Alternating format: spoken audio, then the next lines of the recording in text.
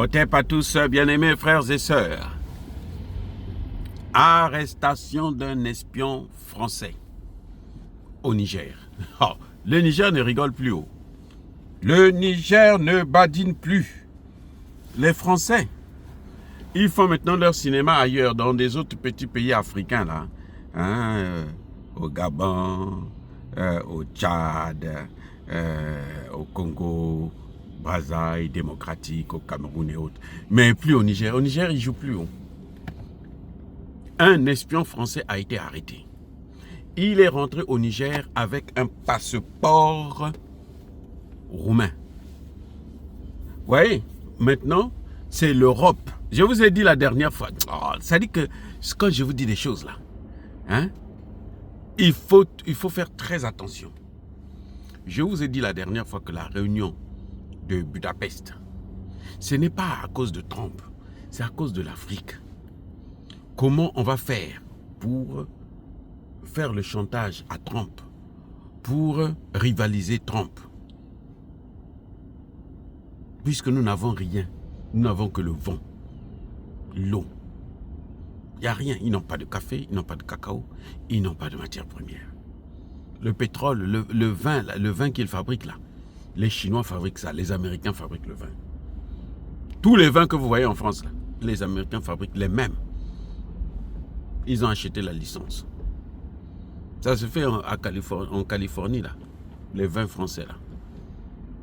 C'est vrai qu'on consomme toujours le vin français, mais ils font ça, les génériques là, ils en font ici aux États-Unis. Donc les gens peuvent se contenter de ça. Bref, la France, son problème, c'est l'Afrique. La France met tous les moyens en jeu pour recoloniser le continent africain. Quitte à faire la guerre. Vous avez appris les 2000 soldats français stationnés en Côte d'Ivoire pour intervenir,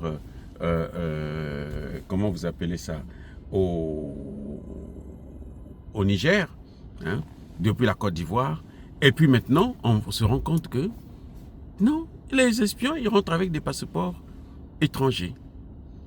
Ils ne sont pas français, parce qu'ils savent que si c'est français, bon, ils seront tout de suite stigmatisés. Vous voyez les amis, donc si ils ne font pas ça, ils seront toujours stigmatisés. Ils sont obligés de se déplacer, de venir en Afrique, avec, notamment dans le Sahel, avec des passeports différents, qui ne sont pas français.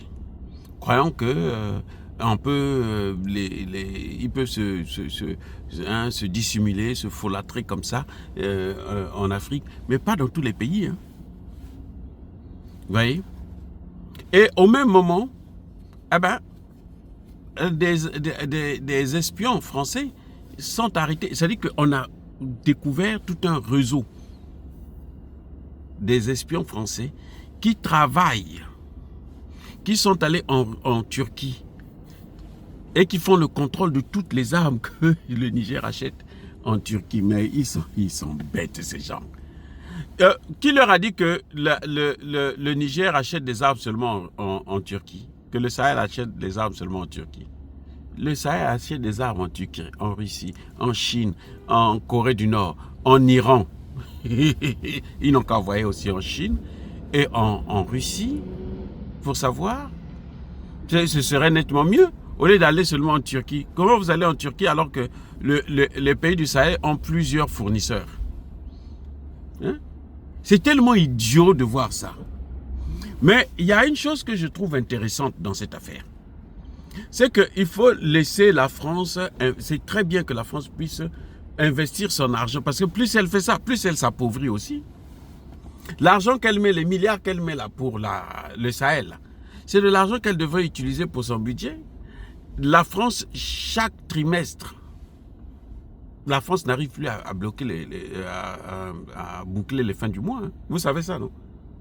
Le gouvernement français n'arrive plus à boucler les fins du mois. Chaque trimestre, il doit s'endetter à hauteur de 300 milliards d'euros. Chaque trimestre. Eh oui. Parce qu'aux États-Unis, son dette à hauteur de 1 000 milliards par trimestre. En France, là, c'est 300 milliards. C'est à peu près la même chose pour la Grande-Bretagne. Donc, cet argent qu'elle dépense là, c'est des milliards. Regardez, récemment, la France a donné au Burkina Faso 5 milliards. Cadeau, hein? À cause de leurs bêtises, 5 milliards sont partis comme ça en fumée. C'est trop beau. C'est là où j'ai trouvé cette affaire-là très bien. La France n'a qu'à continuer à faire des tentatives de coup d'État. J'espère seulement que ces gens-là, quand on les arrête là, ils vont au repos éternel. Pour ne pas qu'ils puissent encore nous massacrer d'autres gens. Ah oui, il faut les neutraliser eux-mêmes. Bref, quand la France fait ça, eh ben, elle décline encore plus et plus rapidement. Et c'est ça qui rend Macron fou et plus bête qu'il ne l'a jamais été. Alors, les amis, soyez bénis, abondamment bénis par le Dieu des Kémites et par nos ancêtres étrangers. Vive l'Afrique éternelle. En tout cas, nous saluons encore une fois de plus le gouvernement du Niger.